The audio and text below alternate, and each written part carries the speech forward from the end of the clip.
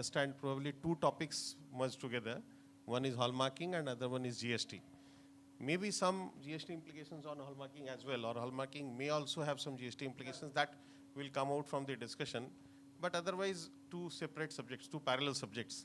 So maybe since I am given the responsibility to moderate, so we can start with GST. And I saw the heading for of the topic for this session, GST and e-way bill. So probably e-way bill is also one topic, although as I understand, e-way bill is basically precious and semi-precious stones, jewelry, etc. are exempt from e-way bill, except imitation jewelry. So for imitation jewelry, e-way bill is applicable, but otherwise gold, silver, bullion, jewelry and precious and semi-precious stones are exempt from e-way bill. So e-way bill requirement is not there. So probably that's why e-way bill discussion may not be very, an elaborate discussion on e-way bill may not be relevant for the audience, for the participants here. If we talk about GST, there were some concerns raised by the association. So sir, we have very senior officer from the Commercial Tax Department, GST, state taxes, Mr. Ponik. So Joint Commissioner, he is from the Policy Planning Unit actually. So he can also guide us on GST implications on gems and jewelry. So sir, Amar Monahai, if I may request you to make some observations on, because some issues they have also shared with you, maybe some of them if you want to touch upon and take the discussion forward.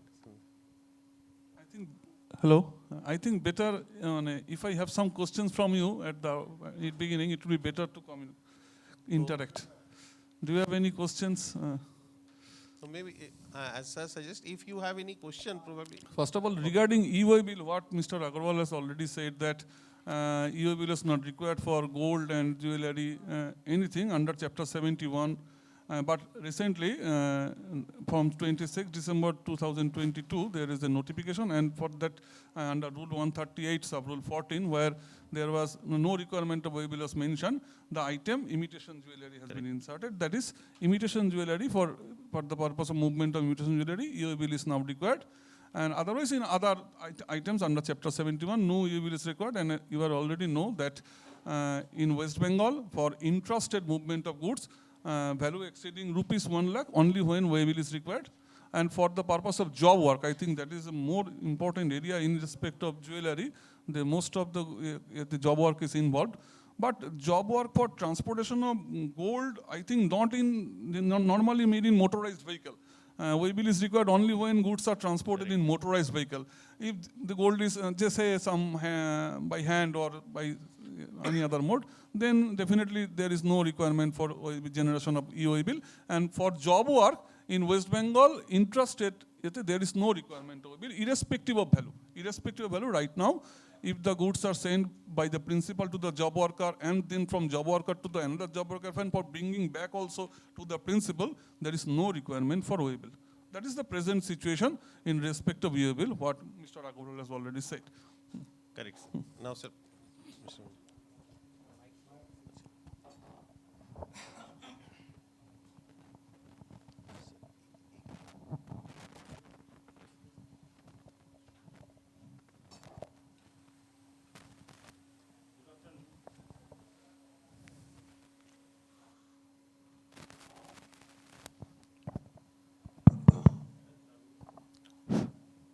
Good afternoon, everybody. I'd like to introduce myself as the Vice President of IBJA, Northeast Region. I have one grievance for my case. As e-way bill is exempted for jewelry, gold jewelry, but in my case, in my farm's case, I actually live in Assam, Karimganj. There was a factory in Bobazar, Kolkata. So my artisans send jewelry through logistics courier service in Assam. It was an outward supply from West Bengal to Assam. Yes, yes. It is for long years, since last 50 years and above. Okay, earlier it was sent through post office parcels and thereafter by air, by hand, and later on, as because it is not possible always to go through air, now it is go through the courier service. I would not like to disclose the name of the courier No, it's okay. Okay. okay. But the goods are transported through courier by air. Yeah. Okay. No issue. Okay. So I have all the documents, the statutory documents. We usually actually serve very properly. On 29th of last November, the Beleghata officials intercept one truck of the courier service and they have taken the entire truck into your custody. So after a long time, said after 20 days, a very long procedure was taken by the officer and he summarily assessed under section 129 of the GST. I have all the documents. Even my artisan gone there 2 times. So first of all, whether the trucks were carrying a single consignment of you or No, not? multiple consignment. Multiple consignment. Multiple consignment. It has large things, cloths and etc. Everything was there, documents, Yes. everything. I got your point. Next. Yes, so my point is that despite producing further the documents which the officer required, they have imposed penalty. So the imposed penalty not on me, but the courier company. But the courier company proprietor now asks for the money he has paid. For my case, it was 55,000. So it is my request, as because EOA bill is not compulsory, as of now, as there is no such notification. Actually, it is compulsory, but since there is no such notification as of yet, so how could the officer impose such a penalty under such a section, which is actually for, this penalty is actually for if there is no papers, no such papers. That is my question, sir. Thank you. Okay. What I have understand from your submission that the courier company was transporting the goods of your along with other some consumers, and the vehicle was intercepted by the officials of our department, and after a long procedure they have imposed penalty of 50,000 in respect of your consignment only. Yeah. And the courier company has approached before you and to pay the amount, so release the goods. That's the case right now. So what I have understood. The courier company paid the amount, but he is asking me to pay him that amount. Okay. They are simply asking you to reimburse the penalty amount. That is the issue.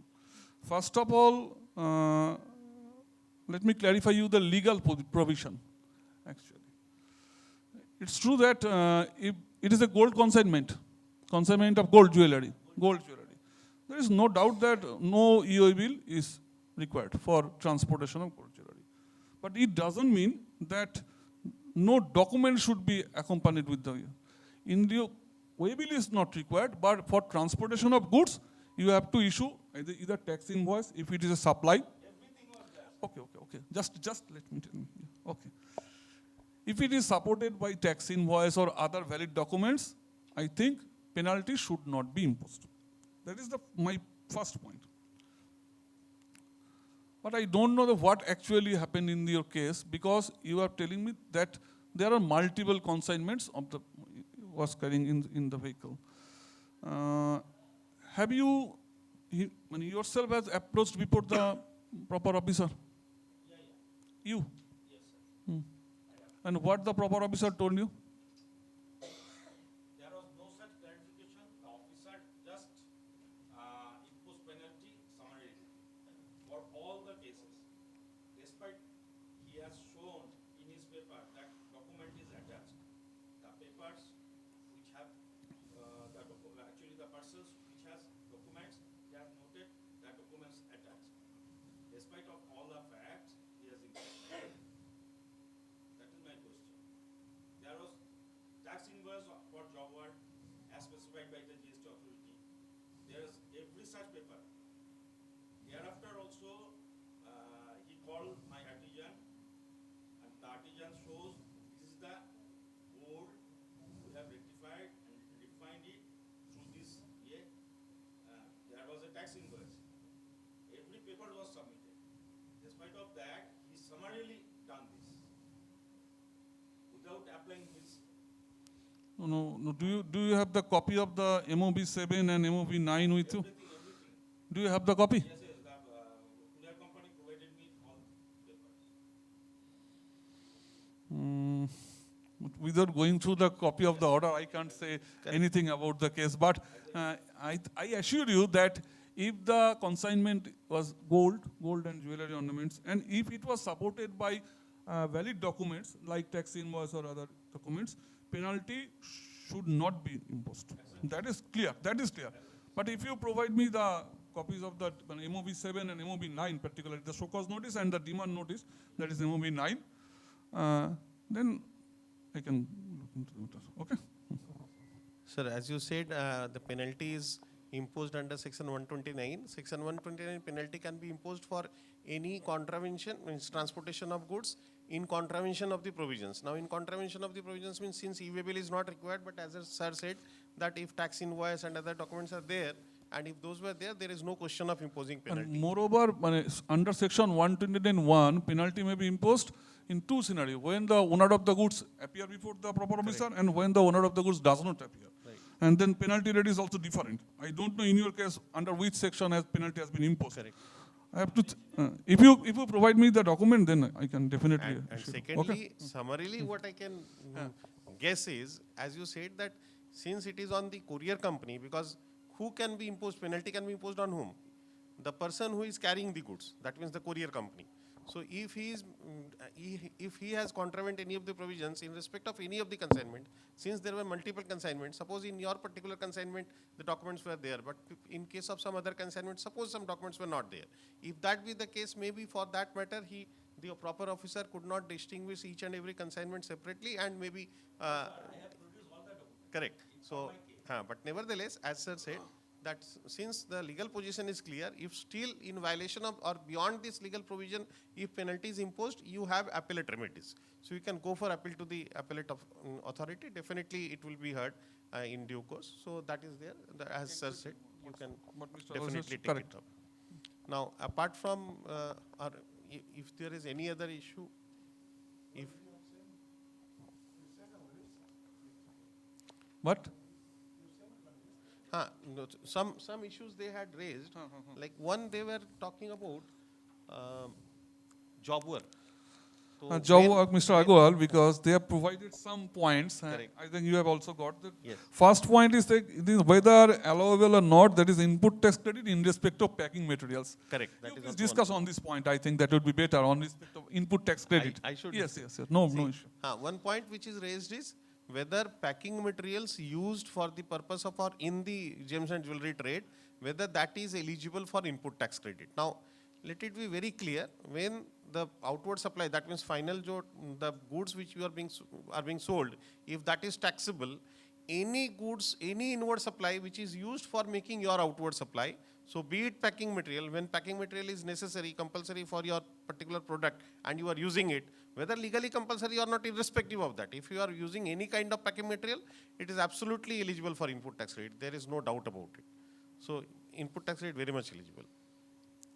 And not only that, the rate of tax of packing material will be at the time of output supply will be the supply rate of tax of the goods which is supplying. Let's say, for example, if you are selling a ring along with one box, Yes. so maybe the ring is 3%. 50,000 rupees, and the box is, say, another 1,000 rupees, say, for example. So total 51,000, but this entire 51,000, it will be treated as a composite supply, and it will be treated as a supply of ring, and the rate of ring, that is 3% probably. So the 3% will apply on 51,000, not that on 50,000, 3% and 1,000, 18%, not like that. Because the packing material, when you are purchasing, maybe it is at 18%. But when you are selling, it is a composite supply, it will be at 3%. So there is an inverted tax structure also to that extent. In fact, there is another issue also about inverted tax refund. So if at all there is inverted tax refund rising in your particular case, inverted tax refund means when your inward supply is taxable at 18% and your outward supply is taxable at 3%. So because of this, this is called inverted tax structure. In that case, you can claim refund of input tax credit if it accumulates. I don't think hardly in case of gems and jewelry there will be any accumulation of ITC, but if at all it is there, it can be claimed refund. Under Rule 89.5, there is a formula given for that. Based on that formula, you need to calculate then the amount of refund eligible and you can claim that refund. That is also I'd clear. like to add one point more. That yes, what Mr. Agarwal has said, definitely there is a case of inverted tax structure. That is when where the rate of tax of inputs is higher than the rate of tax of outward supply. And in gold and jewelry industry, the outward supply is liable to tax at the rate of 3%, while the packing materials is 18%, and some alloys like copper and etc. That is also 18%. Then there may be a case of inverted tax structure. And Rule 89.5, what Mr. Agarwal has said, that rule has also been amended very recently in respect of a Supreme Court judgment. And now, for inverted tax structure, when you are calculating your input tax credit, that is net ITC, only ITC on inputs is allowed, not input services. Right. But now the formula has now deducted, and for that purpose, a certain portion of input services has also been allowed, and you can claim refund considering that particular formula. But this is absolutely theoretical. What Mr. Agarwal has correctly said that since in respect of gold, the item is so precious, so for packing material purchase 18%, I think value addition will not create actually an inverted like situation. Correct. I think there should not be any accumulation of input tax credit on account of inverted tax structure. Correct. Sir. And regarding job work. Correct. Job work, practically in gold and jewelry industry, everyone knows that there is a making charges and job work. And for job work, I like to clarify one thing very clearly, that job work is only in relation to any processing or treatment on goods, which is belonging to a registered person. Correct? Correct. So, I am a job worker. When I can say my supply as a job work service, only when I am providing this treatment or processing services to a person, the goods who is a registered person. Just for example, I have some gold. I am not a registered person. I went to a manufacturer of gold jewelry item and say that for this, keep it this gold, and for using this gold, make me some jewelry. So from this transaction, the person who is manufacturing this jewelry, he is providing the manufacturing services. Can we call it job work service? Is it a job work? No, it is not job work. As per definition of job work, it is defined under clause 68 of section 2 of the CGST Act and as well as WGST Act. That is, job work will be only when the goods belong to another registered person. Since I am not a registered person, so this supply is not be treated as job work, but it is a manufacturing service. And job work for gold and jewelry, it is taxable at the rate of 5%. But since it is not job work, it is manufacturing service, it will be taxable at the rate of 18%. So make it very clear that job work will be treated only when the goods, that is the inputs, is supplied by a registered person. Then the job worker will charge tax at the rate of 5%. Otherwise, if the inputs is supplied by an unregistered person, like an individual, then it will not be treated as job work and it will be taxable at the rate of 18%. Okay? Sir, after this, there was a circular of 22nd November 2019, and there has been a lot of confusion when the goods have issued by the registered dealer for job work. There is an view taken in Mumbai office by some officer that it should be taxed at 12%. Tax rate? 12%. Is there any slab of 12%? No, no, on job work for gold and jewelry, it is 5%. And for diamond, only for diamond, it is 1.5%. It is 1.5%. And other manufacturing service, if this is not falling under job work, it is taxable 18%. I think 12% rate not yet been specified. There is one dynamic officer in Mumbai who says it is 12%, and he has searched almost all top dwellers in Mumbai. I don't have any. He does not issue any Mr. Mani, may I have a glass Nahin, of bottle sir, of water, I just wanted a clarification that instead of 5% he is charging 12 or instead of 18 he is charging 12? नहीं, वो 5 की जगह 12 बोल रहा है. 5 की जगह 12, okay. Sir ऐसा है, एक मैं छोटा सा एडवाइस आपको देना चाहता हूँ. Please don't rely and quote any advance ruling.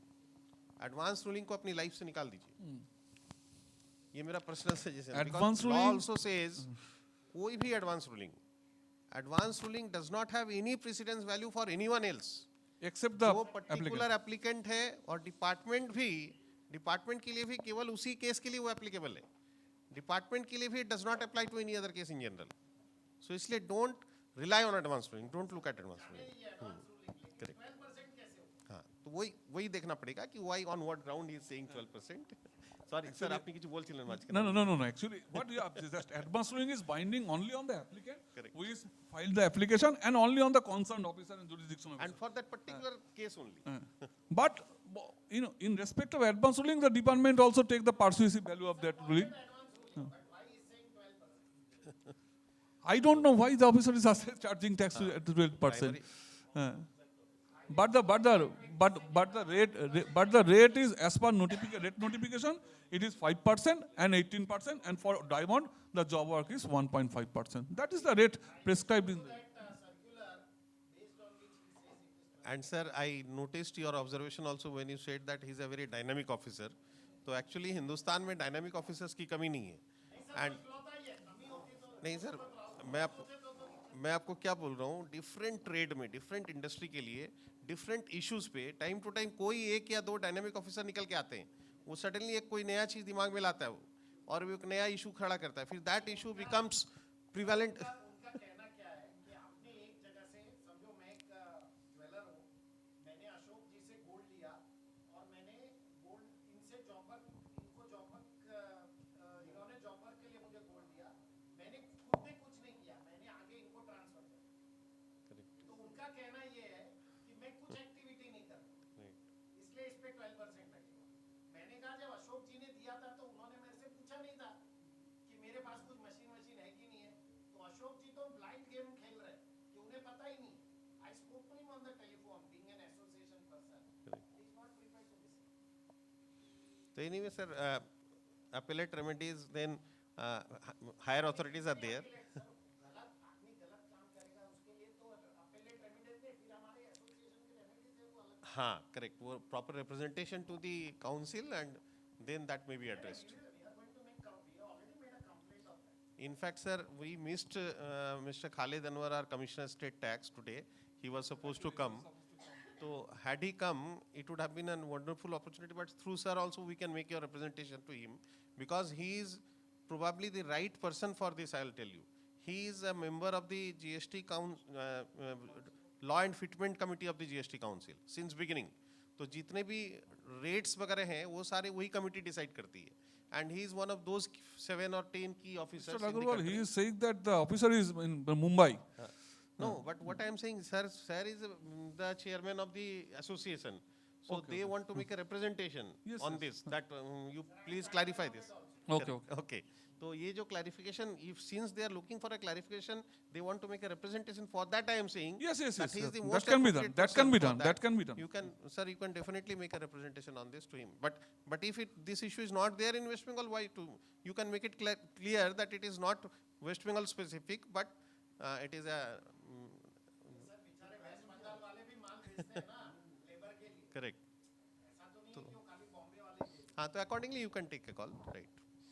And sir, I think if we move to hallmark, I was just wondering that hallmarking recently has been made mandatory for jewelry, correct?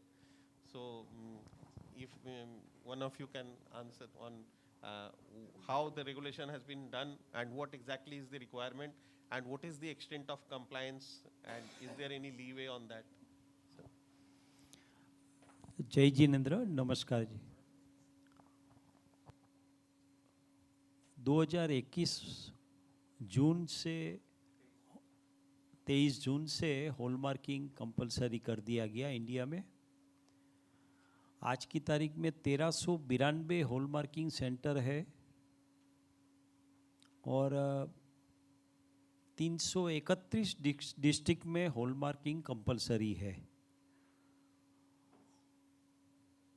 और अभी तक compulsory होने के बाद में 17 crore piece hallmark हो चुका है HUID के साथ में। हर महीने करीब करीब 1 करोड़ से ज़्यादा हॉलमार्किंग HUID के साथ में हो रहा है और मार्केट सैंपल भी इसके ऊपर से लिया जाता है। BIS की तरफ से मार्केट सैंपल लेके उसको क्रॉस वेरीफाई किया जाता है कि हॉलमार्किंग सेंटर सही काम कर रहे हैं कि नहीं कर रहे हैं। तो उसमें भी लगभग more than 90% sample up to the mark आया हुआ है कि जो प्योरिटी डिक्लेयर की है वही प्योरिटी का सैंपल निकला हुआ है। तो गवर्नमेंट ने जो HUID का स्कीम लॉन्च करने के बाद में उसका बहुत ही अच्छा रिस्पांस मिला है और गवर्नमेंट चाहती है कि इसको ऑल ओवर इंडिया के अंदर में बहुत ही जल्द कंपलसरी कर दिया जाएगा ताकि 140 करोड़ पब्लिक को HUID वाला हॉलमार्क माल मिलेगा।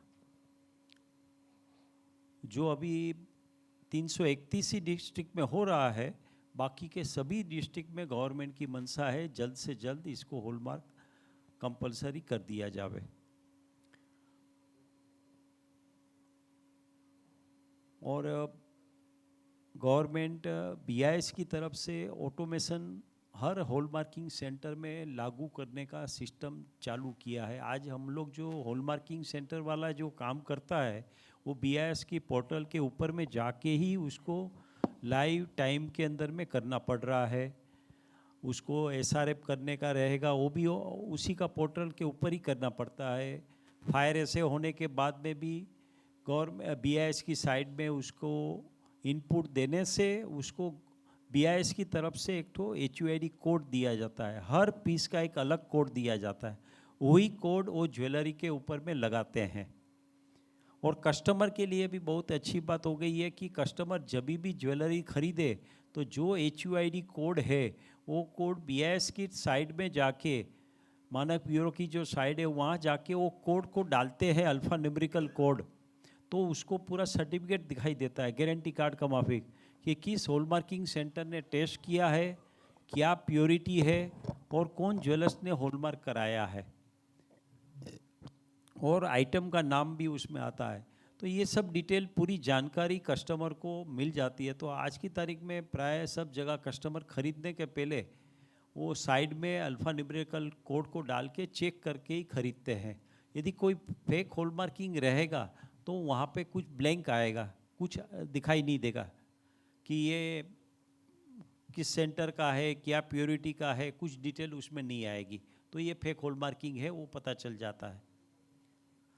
तो ये ऑटोमेशन सिस्टम भी जल्द से जल्द लागू करने के लिए BIS ट्राई कर रही है और मेरे हिसाब से विद इन 1 और 2 मंथ के अंदर में अप्लाई हो जाएगा।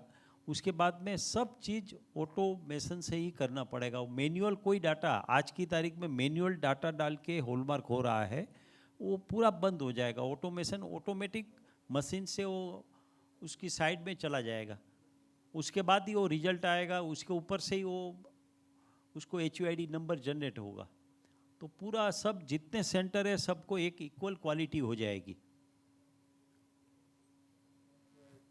तो ये BIS चाहती है कि 140 करोड़ पब्लिक को हॉलमार्क किया हुआ ही ज्वेलरी मिले। तो उसके ऊपर में बहुत जगह पे नई सेंटर नहीं होने पर भी उसको गवर्नमेंट का जो प्लान है, यदि सेंटर खुल जाएगा तो अच्छी बात है, नहीं खुलेगा तो भी वो कंपलसरी करने की दिशा में आगे बढ़ रही है। और कोई जानकारी चाहिए तो आप। यस सर, मैं एक्चुअली इसमें आ रहा था। पुराना माल के लिए भी BIS ने 2 बार इसके लिए मीटिंग कर ली है अभी, क्योंकि पुराना माल जो स्टॉक डिक्लेयर किया था वही 4 पुराना मार्किंग को भी अभी सेल हो रहा है। तो इसके लिए भी गवर्नमेंट ने, BIS ने नेशनल काउंसिल को पास में एडवाइस मांगा है कि अभी क्या किया जावे। तो नेशनल काउंसिल ने 31 सितंबर तक का टाइम दिया हुआ है कि आप ये टाइम दे के 6 महीने का टाइम दे के ज्वेलर्स को आप अनाउंस कर दीजिए कि अभी पुराना जो 4 मार्क वाला जो ज्वेलरी है हॉलमार्क वाला वो नहीं चलेगा, आप उसको सेल कर दीजिए, 6 महीना का टाइम दे दीजिए ताकि उसको कोई प्रॉब्लम ना हो और जल्दी से जल्दी वो बिक्री कर लेवे, नहीं तो फिर उसको फिर से उसको हॉलमार्क कराना पड़ेगा HUID के साथ में। नहीं, अभी जैसे आज की तारीख में अनाउंसमेंट कर देगा BIS कि अभी पुराना हॉलमार्क वाला नहीं चलेगा, तो उसके लिए 6 महीने का टाइम दिया जाएगा ज्वेलर्स को। नहीं, HUID चल ही रहा है अभी, लेकिन पुराना जो हॉलमार्क है उसमें तो HUID नहीं है। जो 2021 के पहले का हॉलमार्क का ज्वेलरी है, वो ज्वेलरी अभी उसको एक डेडलाइन दे दिया जाएगा कि अभी आपका ये ज्वेलरी 6 महीना के बाद में ये नहीं चलेगा, आपको नया HUID करना ही पड़ेगा। मैं कुछ ऐड करना चाहूँगा इसमें। एक्चुअली HUID इम्प्लीमेंट हुई थी 1 जुलाई 2021 को। सो बेसिकली 1 जुलाई 2021 के बाद as a hallmarking centre में पुरानी कोई भी मार्किंग नहीं कर सकता। सो वो आपका लास्ट डेट था जब आप ओल्ड मार्किंग कर सकते थे। 1 जुलाई 2021 के बाद में सबका डिक्लेरेशन लिया गया था ज्वेलर्स का कि आपके पास कितना स्टॉक पड़ा हुआ है ओल्ड मार्किंग वाला। तो बेसिकली उनको वो सजेशंस लिए गए कि अभी आपका वो स्टॉक रिप्लेनिश हो गया है या आप उसको वापस से बनवा रहे हो गला के, या उसका सेल हो चुका है, लाइक वो स्टॉक उम्मीद है कि वो काफ़ी कम हो चुका होगा। इसके लिए एक लास्ट मंथ ही एडवाइजरी कमेटी और हाई लेवल कमेटी की मीटिंग हुई थी। आई थिंक सुरेंद्र सर भी was part of that committee. तो उसमें पूछा गया स्टेक होल्डर्स को कि भाई ये कब इसको अभी एक सनसेट क्लॉज लाना ज़रूरी है, इसको बंद करना ज़रूरी है, क्योंकि इसमें काफ़ी सारे डुप्लीकेसी कंटिन्यू हो रही थी। तो सजेशंस मांगे गए सारे स्टेक होल्डर्स से, ज्वेलर्स एसोसिएशन से, हॉल मार्किंग एसोसिएशन से, सब ने अपना अपना सजेशन दिया है। और इसके लिए कभी भी like government will act upon and they will fix a date कि ये ऑर्डर ये दिन से लागू हो रहा है और आपको 6 महीने के अंदर कंपलसरीली आपके शोरूम में एक भी पीस ऐसा नहीं होना चाहिए जिसके ऊपर ओल्ड मार्किंग होनी चाहिए। So it will come that way. So that is being expected from the government any time. Old hallmarking, it should only be HUID। आपके पास स्टॉक HUID का ही होना चाहिए from the date notified by the government, जो अभी आना बाकी है। जब ये मीटिंग होने के बाद में BIS ने नेशनल काउंसिल से सजेशन मांगा था कि आपका एडवाइस किया है, तो उसमें ऑल ओवर इंडिया से सब एसोसिएशन नेशनल काउंसिल का मेंबर है, उसने सब ने मिल के ये डिसीजन लिया गया है कि पहले तो एक बार आगे में भी डिसीजन मांगा था, तब दिवाली के पहले, तब बोला गया कि दिवाली के टाइम में डिस्टर्बेंस मत करिए, आप 31 मार्च का रखिएगा। लेकिन जब तक BIS ने अनाउंसमेंट नहीं किया था तो वो डेट भी अभी काम में नहीं आएगी। आप अनाउंसमेंट करने के बाद में ज्वेलर्स को 6 महीने का टाइम दीजिए ताकि वो अपना माल को क्लियर कर लेवे या फिर उसको HUID करा लेवे। मैं इसके अलावा हॉल मार्किंग में लाइक और 3 चीज़ें जो इम्पोर्टेंट मेरे को लग रही है, like as a member of the advisory committee. तो बेसिकली अभी कैसा है कि जब ये सिस्टम आया था HUID का, विच is like automation of the entire process, जो ट्रांसपेरेंसी और ट्रस्ट एस्टैब्लिश करने के लिए था। आज GST में जो ट्रांसपेरेंसी आई है गवर्नमेंट को 4 साल के बाद, सिमिलर ट्रांसपेरेंसी गवर्नमेंट HUID के थ्रू गोल्ड में लाना चाहती है। तो HUID का जो ओरिजिनल डिज़ाइन है जो BIS और CDEC ने मिलकर किया था, उसमें कैसा है कि ज्वेलर रिक्वेस्ट रेज करता है, उसको अपना वेट डालना है बेसिकली, फिर उसके बाद वो प्रोसेस आगे बढ़ेगी हमारे हॉल मार्किंग सेंटर में, अपने आप हमारे पोर्टल में आ जाएगी। फिर उसका एक्चुअली पिक्चर लेना है एवरी प्रोडक्ट का, वो सारा सिस्टम अभी भी अवेलेबल है, लाइक CDEC ने वो डिज़ाइन किया हुआ है। सो बेसिकली आपको पिक्चर लेना है, फिर उसका पूरा पिक्चर के साथ XRF वगैरह होगा उस टैग ID को लेके, एंड देन एक बार हॉल मार्किंग पूरी हो गई, अगर पास है आपका, तो वो HUID जनरेट हो जाएगी। उसके बाद बेसिकली पोर्टेबिलिटी, जो हम लोग लाइक अभी तक इम्प्लीमेंट नहीं हुआ है, स्टार्टिंग में हो गई थी वो इम्प्लीमेंटेशन, बट फिर ज्वेलर्स को प्रैक्टिकल तकलीफ आ रही थी, वो अडॉप्ट नया सिस्टम था, तो उन्होंने वो पोस्टपोन कर दिया। पोर्टेबिलिटी का मतलब क्या है कि एज अ हॉलमार्किंग सेंटर हम लोग ने सपोज 100 HUID जनरेट की फॉर एक्स ज्वेलर, तो एक्स ज्वेलर वो जब माल उसमें से 80 पीसेस किसी और ज्वेलर को बेचेगा, 20 पीस किसी और ज्वेलर को बेचेगा, अगर वो B2B है तो वो उसको पोर्टल में अपडेट करना है उस रजिस्टर्ड ज्वेलर के पोर्टल पे, और फिर एंड में वो जब कंज्यूमर तक जाएगा तो entire flow was getting captured in that HUID portal system. But due to समझो ये न्यू सिस्टम था और प्रैक्टिकलिटी नहीं थी उसकी उस टाइम पे, तो अभी वो उन्होंने वो फिलहाल होल्ड पे रखा हुआ है। बट अगर हम चाहते हैं कि ये सिस्टम सही में ये ट्रांसपेरेंट हो गए और लाइक छोटे, इसमें सबसे ज़्यादा बेनिफिट छोटे रिटेलर्स और कंज्यूमर को है कि ट्रेसेबिलिटी, कल उठ के कोई भी BIS ऑफिसर आता है तो वो छोटे रिटेलर के पास आएगा, तो उसके पास एक ही चारा होता है कि भाई मेरे को ये सप्लाई आगे से आया है तो मैं आई am not sure whether it's genuine और इट्स लाइक दिस थिंग। सो इसमें भी लाइक वी हैव हर्ड के डुप्लीकेट HUIDs भी हो रहे हैं। तो ये एक सिस्टम जो है कैप्चर करने का सिस्टम, वो I think most practical system है जो ऑलरेडी गवर्नमेंट का इन प्लेस है। I think it's upon you jeweller fraternity to like again push this thing for better transparency. हमारी तरफ से इसमें ज़्यादा गवर्नमेंट हमारी सुनेगी नहीं, one thing is that. Second thing, very important thing is अभी बहुत सारे लाइक ऑर्गेनाइज्ड प्लेयर जो है हमारे पास बिग कॉर्पोरेट्स के नेम है, like I do consultancy for big corporates. So basically उन्होंने जब अभी कलकत्ता में मेरा लास्ट आना हुआ था, like I was fortunate that Sabyasachi के CEO ने मेरे को बुलाया था, तो उनको वही जानना था कि ये सिस्टम किस तरह से इम्प्लीमेंट करना है हमको, like what exactly hallmarking is and how it can benefit our brand. आज Sabyasachi is the only Indian brand which is like internationally getting popular. अभी आप देखोगे तो इट्स लाइक USA में उन्होंने स्टोर खोला, अभी दुबई में खोला है। So it's like they took input from us to understand कि क्या क्या इस प्रोडक्ट में होना चाहिए और किस तरह से QC होनी चाहिए। वैसे देखने जाए तो उनके सारे एग्जेम्प्ट आइटम्स है, कुंदन पोल्की वाली फैशन ज्वेलरी बनाते और आधा हाई एंड ज्वेलरी बनाते, but still they insisted that हमारे हर कंज्यूमर को हमको हॉलमार्क ज्वेलरी देनी है। सेकेंड इज लाइक उनको प्राइसिंग के बारे में अभी बहुत सारे ज्वेलर्स एक बड़ी मिस्टेक जो अभी कर रहे हैं rather, it's a very practical thing. जो अभी हम लोग ब्रांड की बात कर रहे थे, we had big brand sitting over here and who really want our brand to be like promoted. एक छोटी सी चीज़ है, like give you an example कि हॉलमार्किंग के रेट्स आप सबको पता है कितने हैं, लाइक ये हॉलमार्किंग सेंटर या ज्वेलर ने तो डिसाइड नहीं किए, it's a government prescribe rate which is minimum 45 rupees to be charge and this 45 rupees is to be reimbursed from the consumer. Agree? हमको वो कंज्यूमर को बिल में दिखाना है कि भाई हम लोग we are charging 45 rupees as hallmarking charges from you which is prescribe by the government. कितना भी बड़ा वो आर्टिकल हो, चाहे वो 100 ग्राम का हो या 5 ग्राम का हो। अब प्रॉब्लम ये आ रही है कि बहुत सारे जो basically I think I should speak out because ये ज़रूरी एक बड़ा प्रॉब्लम है जो हमारे ब्रांड को तकलीफ दे सकता है ये, लाइक बेसिकली कैसा है कि बहुत सारे कॉर्पोरेट्स एक दो टाइप के डिस्काउंट्स अभी हम लोग सुन रहे हैं कि अंडर प्राइसिंग चल रही है। एक तो कैशबैक मिल जाता है हॉलमार्किंग सेंटर से कि ज्वेलर्स लोग जो बड़े बड़े होलसेलर्स है वो बोलते हैं कि मैं आपको दिन के 1000 पीस दूंगा, आप मेरे को इतना डिस्काउंट दो, वो कैश में दीजिए। बट सेकंड जो ऑर्गेनाइज प्लेयर है जिनके 100 शोरूम है या 50 शोरूम है, वो क्रेडिट नोट्स लेते हैं बेसिकली। सो इसका मतलब क्या हुआ, इसका इम्प्लीकेशन क्या है? बेसिकली क्रेडिट नोट जो भी एक डिस्काउंट डिसाइड हो गया, जैसे 10 रुपये का आपको क्रेडिट नोट देना है क्योंकि बिल मेरा 45 रुपीज़ में बन रहा है एंड 10 रुपीज़ का क्रेडिट नोट है। सर इसमें कोई GST की चोरी नहीं हो रही है टू बी वेरी श्योर, क्योंकि दोनों में GST का वो हम लोग रिवर्सल कर रहे हैं या ये कर रहे हैं। बट प्रॉब्लम क्या हो रहा है कि एक सबसे बड़ा क्वेश्चन मार्क जो रेज हो रहा है वो है कि आप कंज्यूमर को 45 रुपीज़ ले रहे हो और जो 45 रुपीज़ जो लेना था, जो गवर्नमेंट ने आपको कहा है, वो नहीं लेके आप इसमें कमा रहे हो कंज्यूमर के नाम पे। So basically the 10 rupees is nothing but the discount which should have been pass to the consumer is not being passed. So आप कंज्यूमर के साथ धोखा कर रहे हो। तो ये चीज़ आई थिंक मैं लाइक एसोसिएशन लाइक इब्जा, अशोक जी और सोमेश जी से भी रिक्वेस्ट करूंगा कि ये हाईलाइट करें ये चीज़ को, क्योंकि ये छोटी सी चीज़ है जो पूरे ब्रांड को आपके खत्म कर सकती है। It's a very small thing, it's a quality aspect. Basically I have been telling like all good brands, like अभी for example I can like confidently say 2 names which don't do this and we should learn from them, like it's like Tanishq and Reliance retail.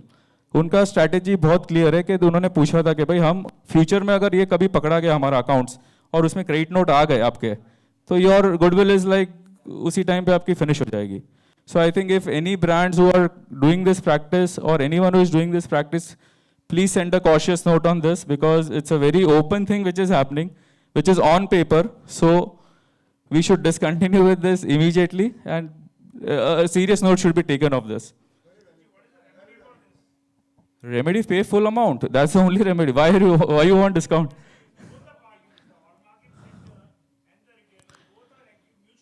100%. So basically इसमें देखिए as a hallmarking centre we are a very small organisation. I will very open with you. इसमें हमारा नुकसान क्या है? Setup का नुकसान है, हमारा लाइसेंस बंद हो जाएगा. 100% कैंसिलेशन दोनों बाजू होने वाली है, पेनल्टीज दोनों बाजू लगेगी. कैंसिलेशन मेरा एज अ हॉलमार्किंग सेंटर होगा, nobody in the market knows के हमारा ब्रांड है कोई. बट फॉर एग्जाम्पल कोई XYZ जो बहुत बड़ा ब्रांड है, जिसकी 100 स्टोर्स है या फिर जिसकी 50 स्टोर है, तो आप सोचिए उसका क्या होगा. लाइक उसकी ब्रांड 2 दिन में खत्म हो जाएगी, क्योंकि कंज्यूमर के वो भले 10 रुपए की बात है, but it's that important.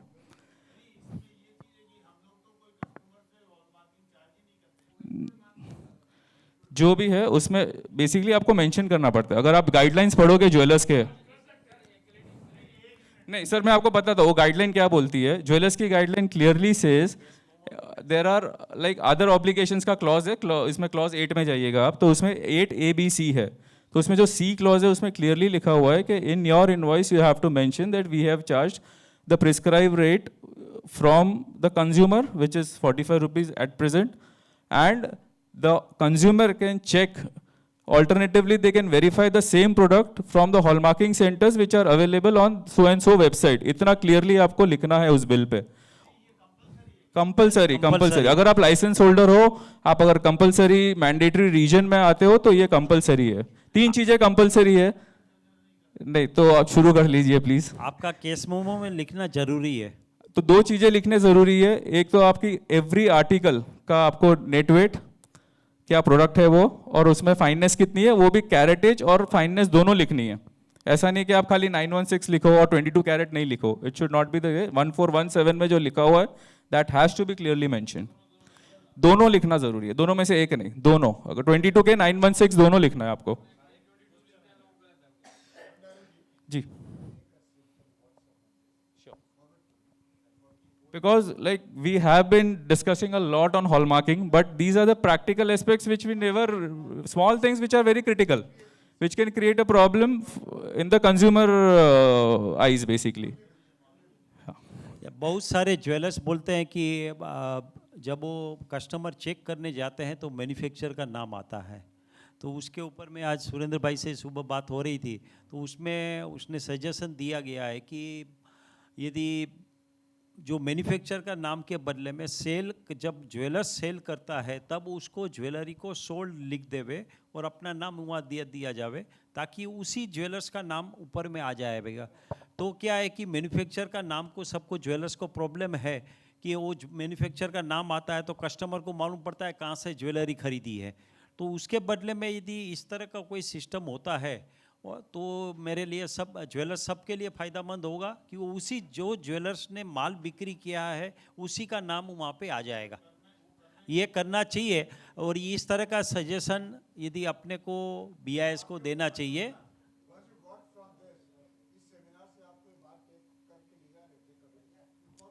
Ashok Yes, ji, yes, definitely, ये जो सोल टैग लगाने की बात हुई है, ये लाइक हमारी डिस्कस हुई थी, मीटिंग्स में भी डिस्कस हुई थी. तो हम लोग ने लाइक पर्सनली हमको ऑफिसर ने बुलाया था जो is handling this thing. So basically we were arguing और we were discussing few things के इसके रेपरकशंस क्या होंगे.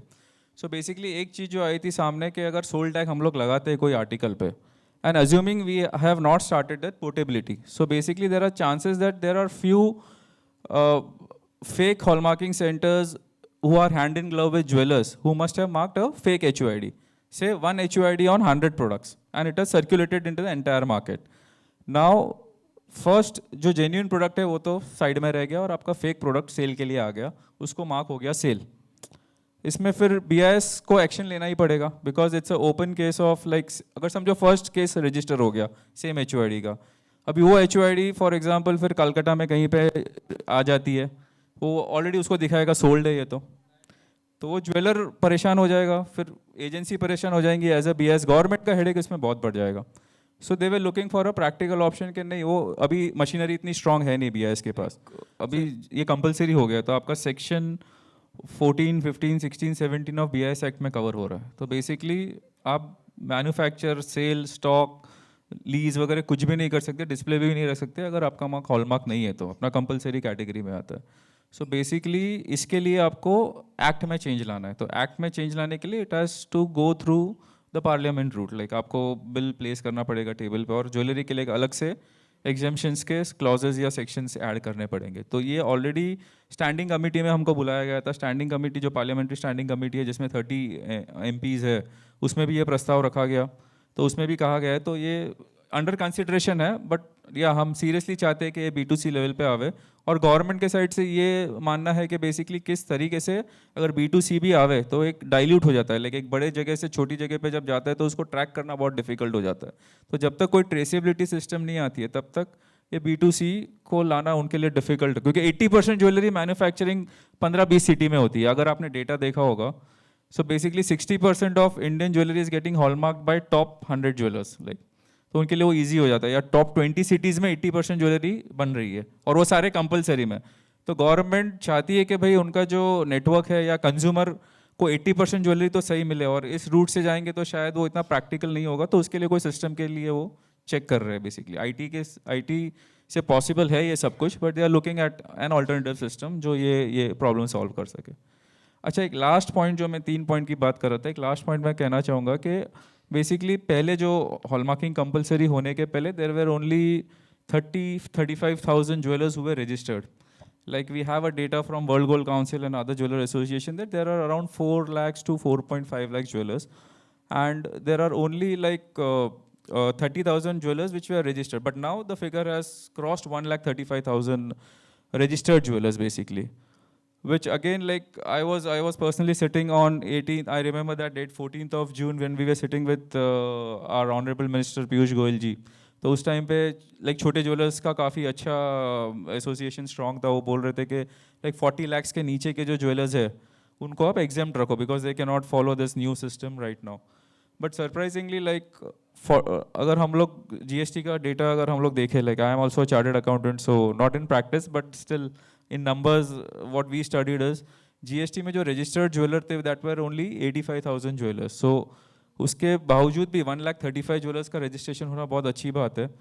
तो अभी उससे एक पॉइंट आगे क्या आता है कि जितने भी रजिस्टर्ड ज्वेलर है बेसिकली आज जो जेन्युइन ज्वेलर्स है उनका और एक प्रॉब्लम जो हमारे सामने फेस कर रहे हैं हम लोग, वो ये है कि बेसिकली जो 40 लाख के नीचे ज्वेलर जो रजिस्टर्ड है वो दोनों टाइप का माल रख पा रहे हैं, और BIS वाले जब आते हैं तो रजिस्टर्ड ज्वेलर की जगह पे ही आते हैं। तो वो हमेशा उनका एक कंप्लेन रहता है कि भाई हम तो रजिस्टर होके मीन्स तकलीफ में आ गए, लाइक हमारा एड्रेस ओपन हो गया है कि अभी हमारे दरवाजे पे कभी भी आ सकते हैं और मार्केट सैंपल वगैरह जो भी उनकी एनुअल प्रोसीजर है वो पूरी करनी है।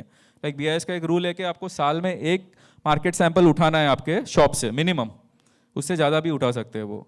तो there are like special appointed agents who do this things basically, और आपको एवरी ईयर एक सैंपल तो आपका उठना ही उठना है उसमें रजिस्टर्ड ज्वेलर्स का।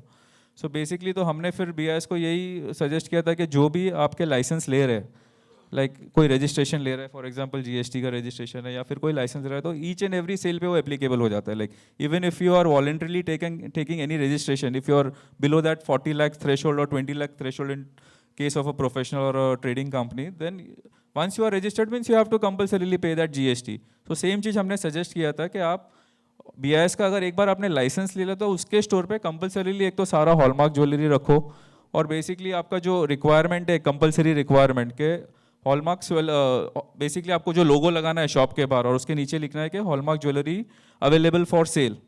तो वी हैड सजेस्टेड कि वहाँ पे लिखो only hallmark jewellery available for sale, no other jewellery would be available for sale. So that will create a more trust और more confidence in the eyes of jewellers basically, कि उनको पता है कि हाँ हम लोग जो भी कर रहे हैं सही कर रहे हैं, नहीं तो फिर वो they have other tax planning options के लेस देन 40 lakhs में वो फिर वो अपना जो रख रहा है कि उनको मार्केट में बेचना है तो कर सकते हैं वो। सो बेसिकली अभी BIS ने क्या किया है कि जो लैब्स है हमारी, पहले एक ही लैब थी चेन्नई में which we called as RAL, reference ऐसे लैब, वहाँ पे आपका सैंपल जाता है तो पहले टाइम भी बहुत लग रहा था। But with the dynamic vision of the government they have like expanded in 1.5 years, एक लैब की अभी 9 लैब हो गई है, like in various regions, Calcutta, Patna, in this region have a lab basically dedicated lab. So आपके जितने भी मार्केट सैंपल्स पिकअप होंगे वो सारे ये लैब में टेस्ट होंगे, and it would be at a very good frequency. So 1,35,000 samples तो आपके कहीं नहीं टेस्ट होने ही होने। सो आपको ध्यान रखना है कि भाई आप सही माल रखें और प्रॉपर अपने एंड से भी QC करके रखें, और हॉलमार्किंग को as a QC centre use करें, ना ही कि जस्ट एज अ थप्पा वाला सेंटर यूज़ करें कि भाई आपको ये करना है। So serious it's a serious request from all the jewellers कि प्रॉपरली हमारा यूज़ करें और कंज्यूमर के बेनिफिट के लिए यूज़ करें। Thank you.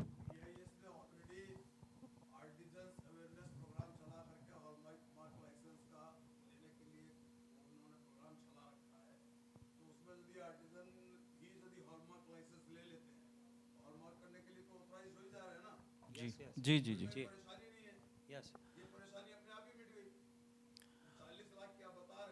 नहीं, पर उनमें आपको ऑप्शन मिलता है कि आप हॉलमार्क भी रख सकते हो और बिना हॉलमार्क भी रख सकते हो।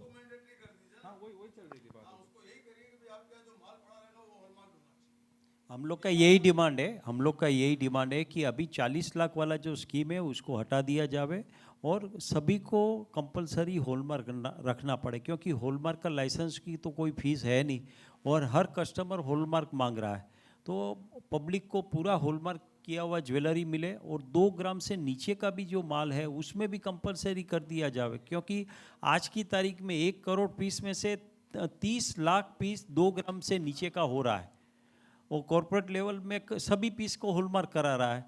तो ये भी चीज़ यदि 2 ग्राम वाला लेवल भी हटा दिया जाता है तो कस्टमर को 100% HUID वाला हॉलमार्क वाला ज्वेलरी मिले, ये बहुत ही ज़रूरी है।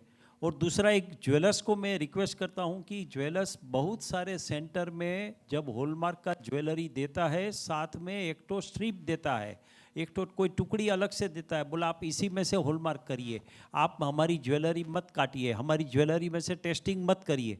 तो उसमें नुकसान हॉलमार्किंग सेंटर का नहीं है, ज्वेलर्स का ही नुकसान है, उसी की गुडविल खतरे में पड़ती है। जब मार्केट सैंपल लिया जाएगा, अभी तो है ना बहुत ही कम मार्केट सैंपल लिया जा रहा है, लेकिन एक पीस एक ज्वेलर से कंपलसरी लिया जाएगा और जब वो पीस को यदि मीडिया में उसका रिजल्ट आना चालू होएगा तब ज्वेलर्स की इज्जत खतरे में पड़ जाएगी।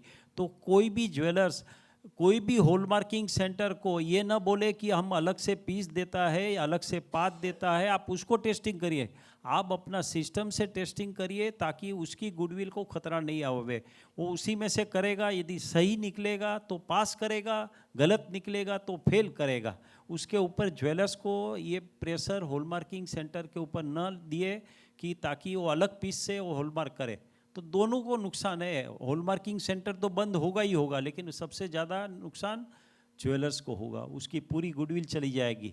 कल उठ के ये मीडिया में आने वाला ही है कि रिजल्ट को हम लोग ने बोला है कि मीडिया में आप या BIS की साइट में आप अपलोड कर दीजिए ताकि हर कस्टमर देख सके कि कौन ज्वेलर्स का माल क्या रिजल्ट निकलता है या कि कौन हॉलमार्किंग सेंटर का फेल हो रहा है या पास हो रहा है।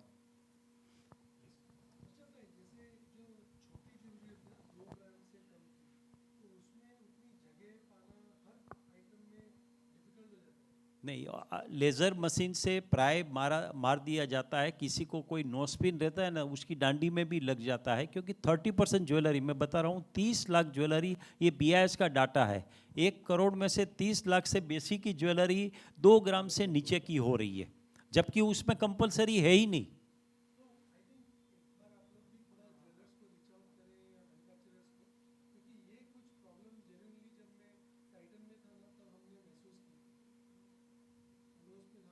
नो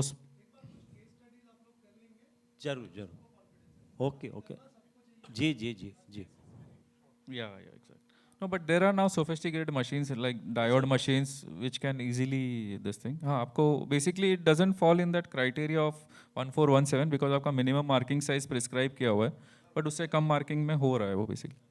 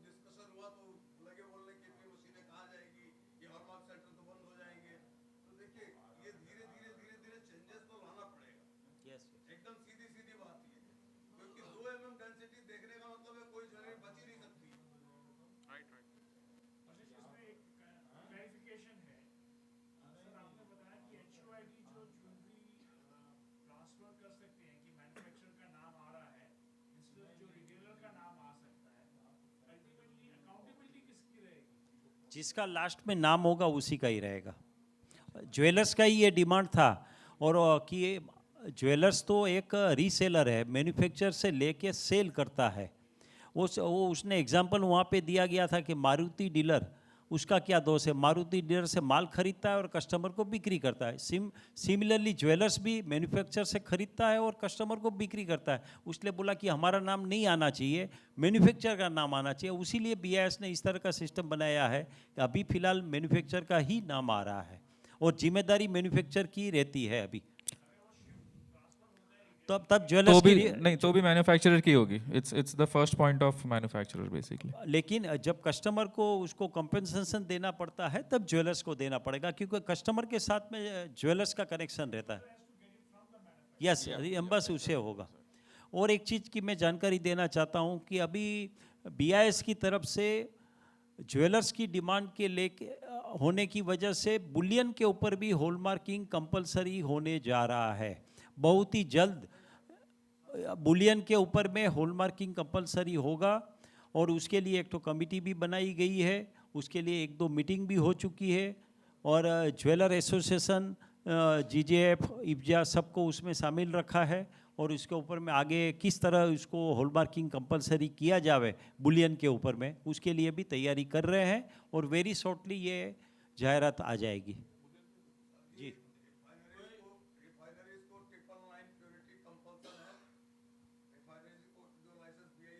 न 995 और 999 दोनों बना सकते हैं।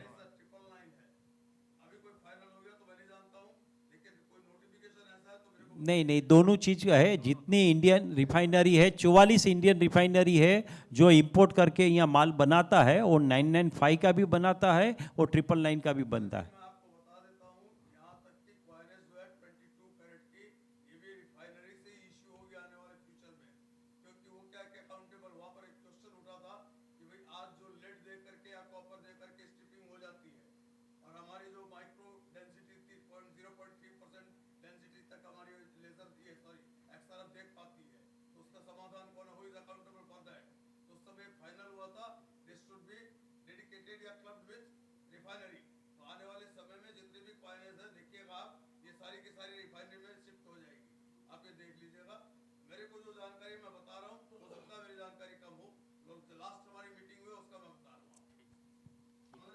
थैंक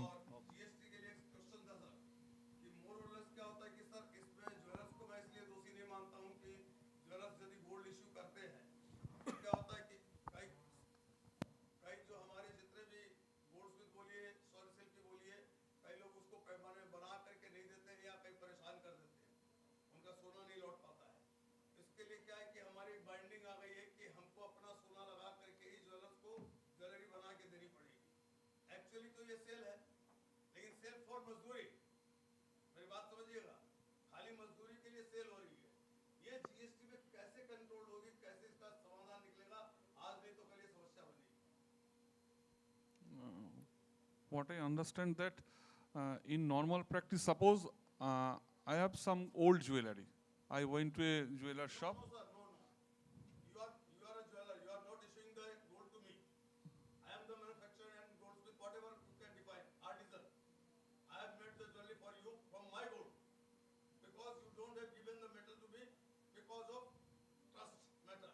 और ये सच है, it's fact that various artisans do not return the jewelry, making jewelry, and they have to lose the gold. No, artisans is making jewelry from his own gold. Yes, Then it is not a job work service. yes, sir. Whatever, this is the problem, and for the making. No. What I have clarified earlier, that job work is treated only when the goods, the inputs are supplied by the principal and belonging to the principal. बात ये है, मैं तो बता रहा हूँ, normally practice में यही चीज है कि कोई भी आर्टिजन को गोल्ड नॉर्मली जल्दी से बहुत कम लोग इशू करते हैं। अब So where from the artisan procures the gold? From the market. नहीं, they from their own self. That is they have also buy gold from. No, whatever the gold they have. Suppose I have 100 grams of gold, and Yeah. he is my jeweler. Yes. I make the ornament for his order. Then after Then it is absolutely a supply of goods. Yes. It is not job work service. yes, Hmm. it is in practice for a long. Ultimately, कभी न कभी ये परेशानी बनेगी. Please. नहीं sir, इस पे तकलीफ क्या है? मतलब अगर आर्टिजन अपना गोल्ड लगा के माल बना के ज्वेलरी शोरूम को सेल कर रहे हैं, तकलीफ का मैंने प्रॉब्लम का है? What is- इनका क्वेश्चन क्या है कि वो एक आर्टिशन है जिसके पास 100 ग्राम है।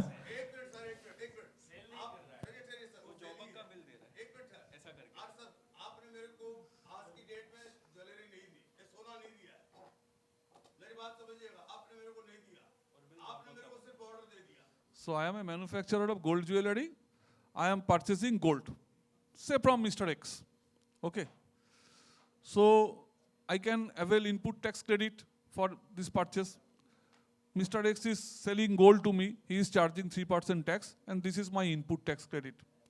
And I am manufacturing gold jewelry with my job worker. Okay. And for that purpose, I have to deliver the gold to my job worker. And from me to the job worker, this transportation of gold, it is not supply. It is clear. Okay. Number one. Number two, one of the conditions for availing input tax credit is I have to receive the goods or services. In this case, I have to receive the goods, that is the gold. It is also clarified that in lieu of receiving the gold to me, I can even direct Mr. X to deliver the goods to the job worker also. And in that event, also it will be deemed that I have received the goods. So it is clear.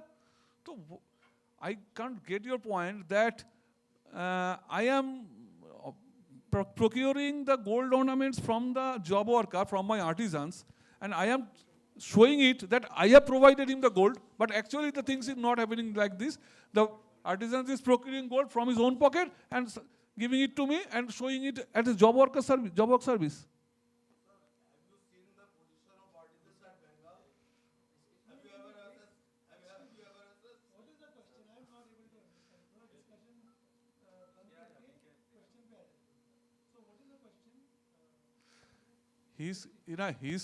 What he is asking that in practical scenario, the job worker, what is the role of the job worker? Job worker is providing some manufacturing services or treatment or processing on the inputs which is provided by the principal. But what he is saying, what I have understood, that in practical scenario, these inputs are not actually provided by the principal. In lieu of that, the job worker himself supplying the goods from his own pocket, manufacturing the goods, and supplying it to the principal, showing it as a job work service. Is it? Yes, but in his case, the second thing is the job worker is an unregistered. Job worker is an unregistered. If the job worker is an unregistered person, there is no question of levying tax at all. How can he charge tax?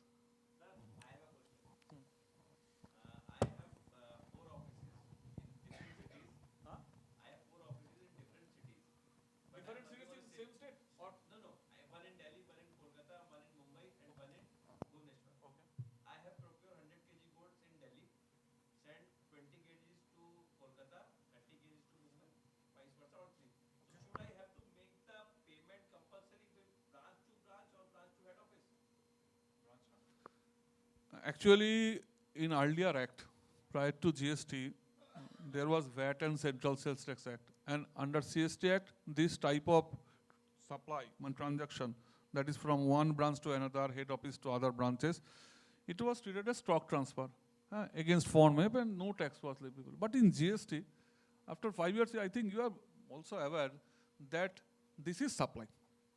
This is supply. Schedule 1 categorically says that even there is a no consideration, but it is between related person. Your branch office and you are distinct person, and that's for this, it is supply and it will be taxable. Yes, Mr. Agarwal? His question is not he is not transferring the consideration from one branch to the other. Tax तो वो भर रहे हैं, एक branch में shifting हो रहा है, दूसरे में tax भर रहा है. लेकिन वो जो 6 महीने का rule है, 6 महीने में payment होना चाहिए. वो नहीं हो रहा. No, that is not the condition. I think that has also been specified that in this. No. I am exactly showing you the legal provision, Mr. Please. That will be very helpful. In the meantime, sir, I would like to raise one point. In the meantime, I would like to raise a point on hallmarking.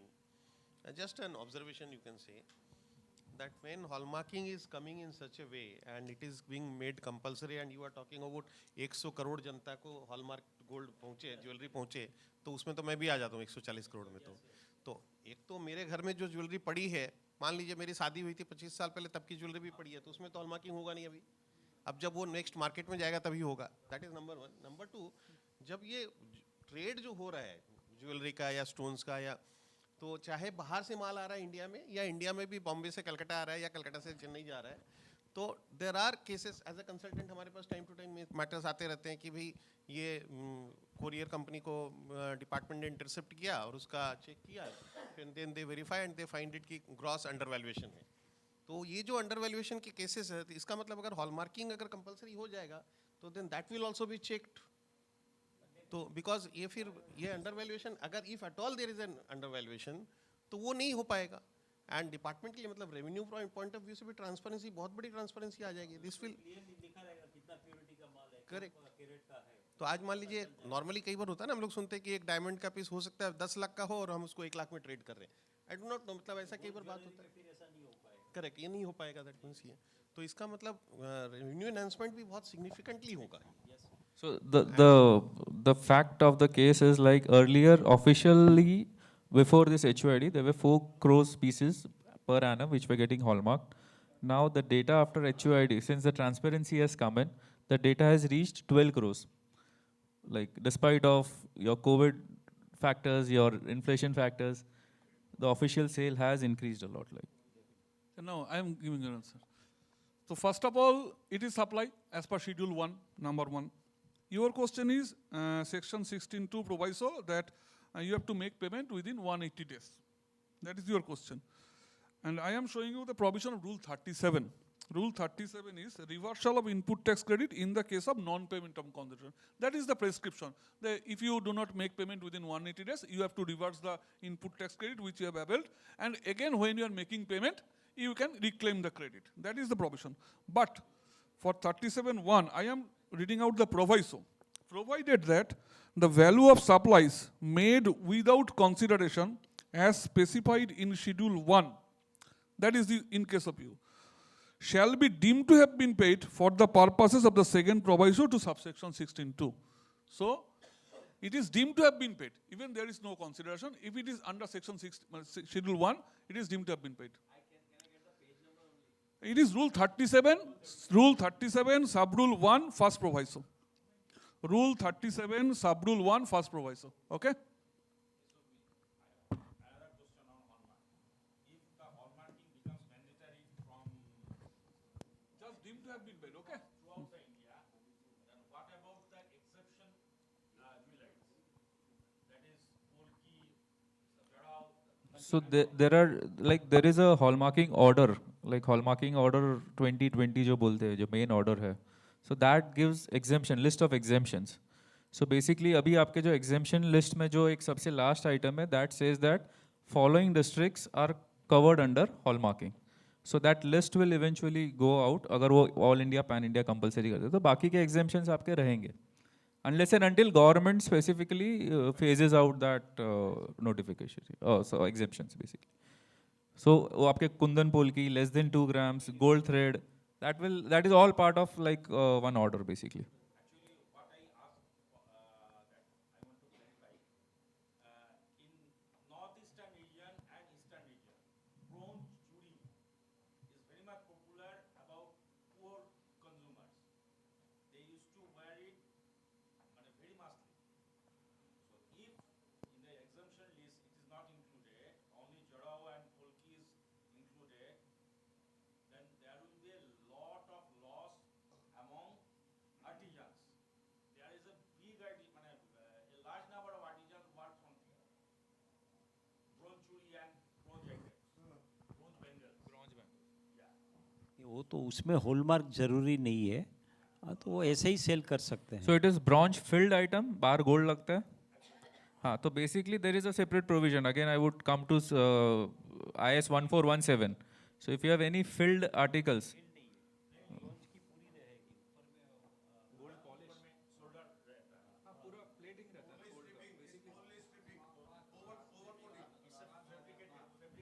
so for example it's a 100 gram bangle, तो उसमें gold का वजन कितना है और bronze का वजन कितना है? It's like a polished gold basically. So it can be. There is definitely you get 1 gram gold after refining. अच्छा, out of 100 grams basically. So it is exempt basically. अगर आप 1 ग्राम की बात कर रहे हो तो exempt less than 2 grams में आ जाएगा. I got it.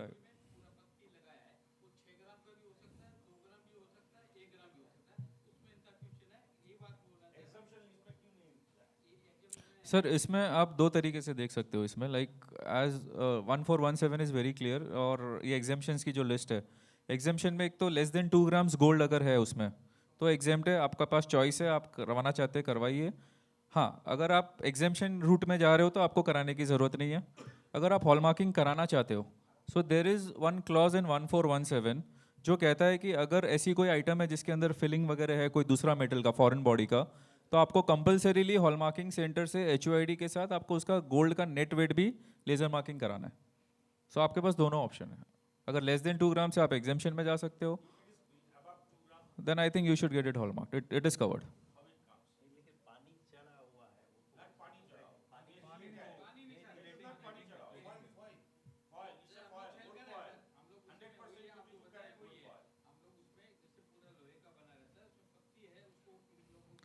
तो देखो को बिना खोल के तो अलग से करा ही सकता है, कोई प्रॉब्लम नहीं है। अगर देखो नॉर्मल अगर प्रैक्टिकलिटी देखे बिजनेस की तो अगर वो ज्वेलर कोई बेच रहा है तो वो ज्वेलरी में ही गिना जाएगा, वो it's would be a gold jewellery. तो आई वुड सजेस्ट कि वो उसको आप हॉलमार्क करा लीजिए नेट वेट के साथ। नहीं बैठेगा नहीं, ये नहीं हो पाएगा। सोल्डरिंग के वो अलग से यदि खोल सकता है, वो पार्ट को खोल के देता है तब ठीक है, ओके, तब खाली गोल्ड ज्वेलरी हम पीस ऑफ द। नहीं पर उसमें नेट वेट तो लगा ही सकते हैं हम लोग, पर नेट वेट तो मिल ही जाएगा ना आपको एक अंदाज बेसिकली। कैसे चेक करेंगे? नेट वेट तो ऐसे भी हमारी रिस्पॉन्सिबिलिटी नहीं है चेक करने के। ये तो हम कैसे मार सकते हैं उसका? जब हम चेक कर सकेंगे तभी मार सकेंगे ना, नहीं तो हम नहीं मार सकेंगे उसको। सर ऊपर में स्ट्रिप को आप जब करने जाओगे स्ट्रिप में बैठेगा नहीं है ना। आप लोग उसको बताऊं मैं ब्रॉन्ज की बाकायदा स्ट्रिप ऊपर ब्रॉन्ज निकला हुआ होता सॉलिड, उसके ऊपर जस्ट स्ट्रिपिंग होती है गोल्ड की, वो भी शोल्डर होगी, उसके बाद में उसमें हाथ का काम होता है, और नक्काशी बोल दीजिए कुछ बोल दीजिए, ये होता है।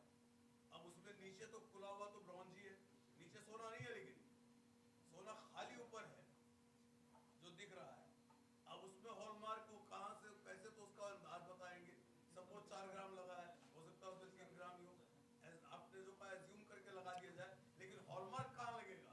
क्योंकि नीचे तो ब्रॉन्ज है, गोल्ड नीचे तो ब्रॉन्ज है, कहाँ लगेगा? अभी ये देखो ये सेम प्रॉब्लम महाराष्ट्र में कोल्हापुर में ठूसी बनती है, लाइक अंदर पूरा वैक्स होता है, तो उस पे भी सेम चीज़ होगी। ऐसी काफ़ी सारी है रीजनल ज्वेलरीज जो हमको लाइक शायद डिटेल में उसको गवर्नमेंट के साथ पुटअप करना पड़ेगा। ये ज्वेलर्स एसोसिएशन, आप तो हमको अगर हॉलमार्क करने बोलेंगे तो हम लोग गोल्ड कंटेंट निकाल के आपको दे देंगे।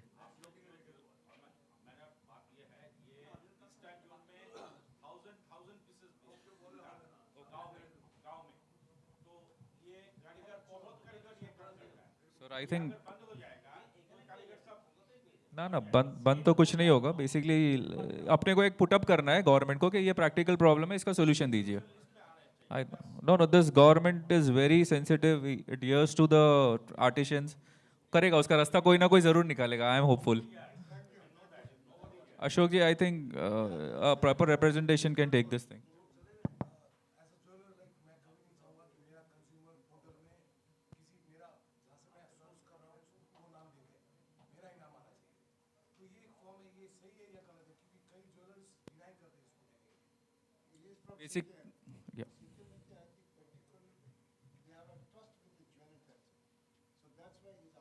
सो एवरी कंज्यूमर लाइक उसका सबसे बड़ा जो ट्रस्ट फैक्टर है वो फैमिली ज्वेलर्स के साथ होता है, जैसे डॉक्टर्स का ट्रस्ट होता है, and that is a plus point for small jewellers like कि हाँ। आपका क्वेश्चन ये है कि जो फॉर्म की बात कर रहे हो आप,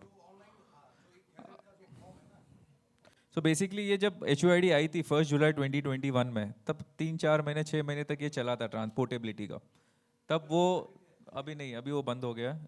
तो और अभी एक सेकंड जो अभी एक कंटेंशन चल रहा है कि जो ज्वेलर का नाम अभी जो आ रहा है, बेसिकली आपको समझो बॉम्बे से कोई ज्वेलर ने सप्लाई किया है तो अभी उस ज्वेलर का नाम आ रहा है, तो वो भी एक दिक्कत है रिटेल ज्वेलर्स को कि उनको सोर्स पता चल रहा है कि वो कहाँ से आ रहा है, तो वो भी नाम निकालने की बात हो चुकी है, लाइक वो एग्री भी हो चुके हैं government.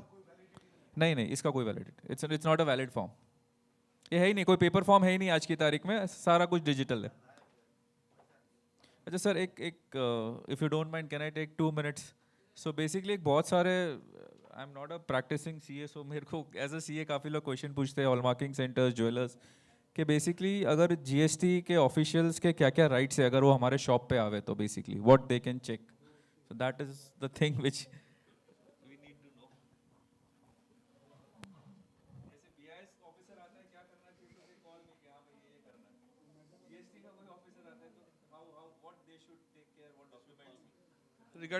regarding hallmark.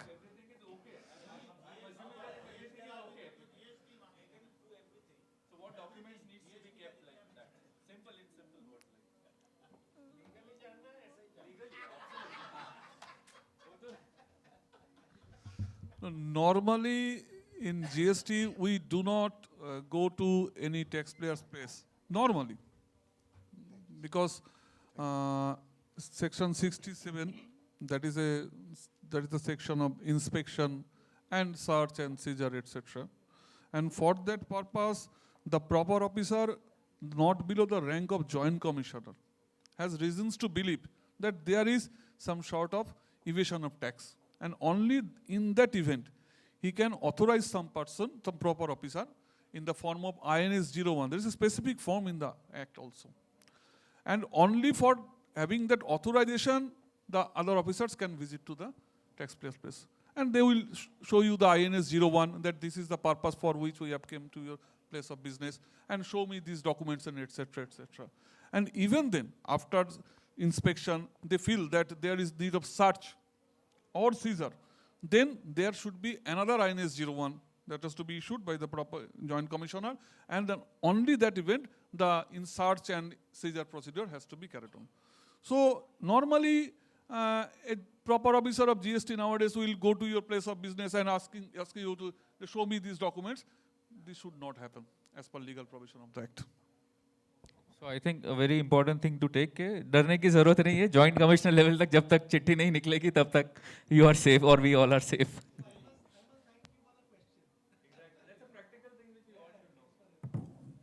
Sir, Well, thank you कोई so भी very much. sorry. Please, you want to say No, no, something? I was just trying to say.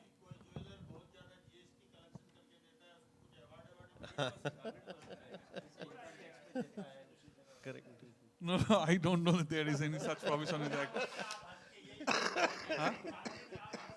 No, I don't know that there is no such provision in the क्या अग्रवाल जी क्या बोल रहे थे आप बोलिए. अरे यार वो अच्छे नंबर लेके आता है, वो पापा मम्मी से कुछ भी मांगता है तो देता है, आप लोग कुछ नहीं देंगे. Yes, your tax compliance rating will be very high as in the portal.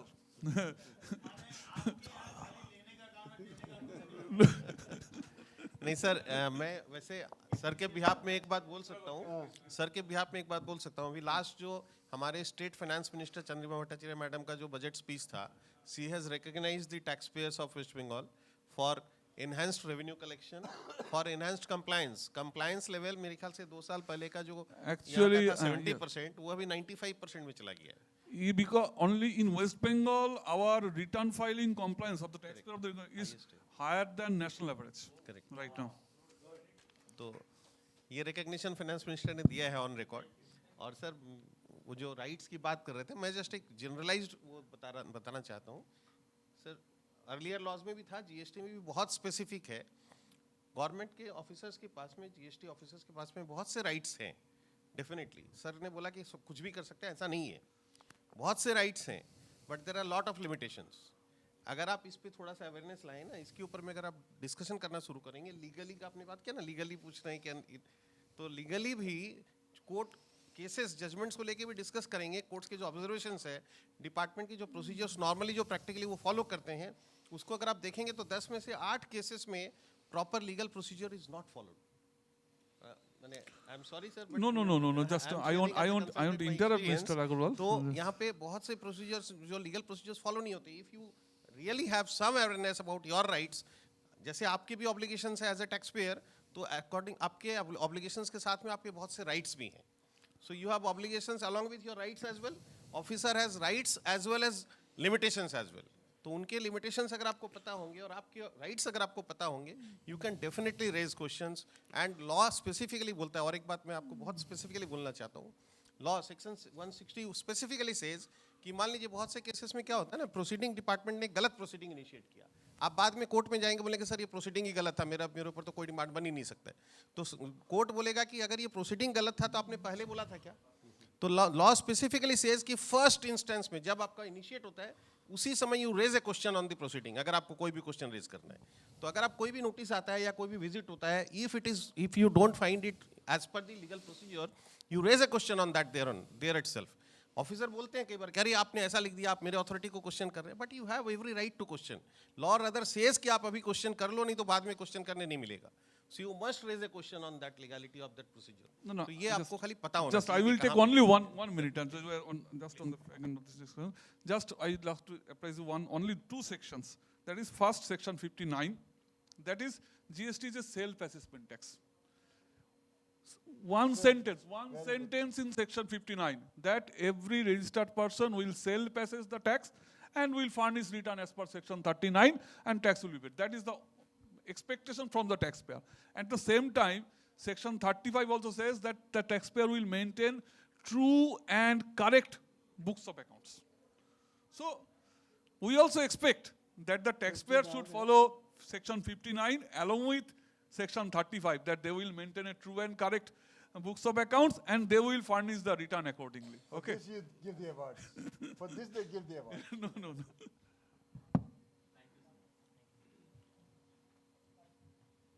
Thank you, sir. Thank you for your, thank you so very much, Benik, sir. I think apologies to all the audience for stretching it so long, Yeah. but it was very nice to have your interaction and your kind attention.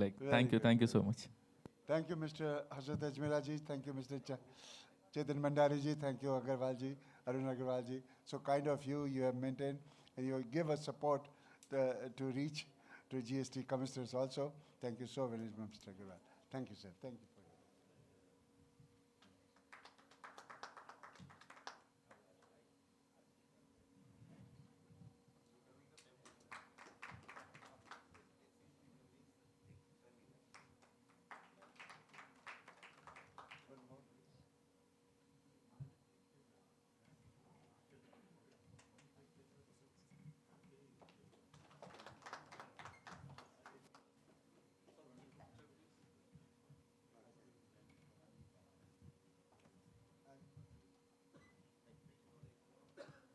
So you keep in your, otherwise the photo will be.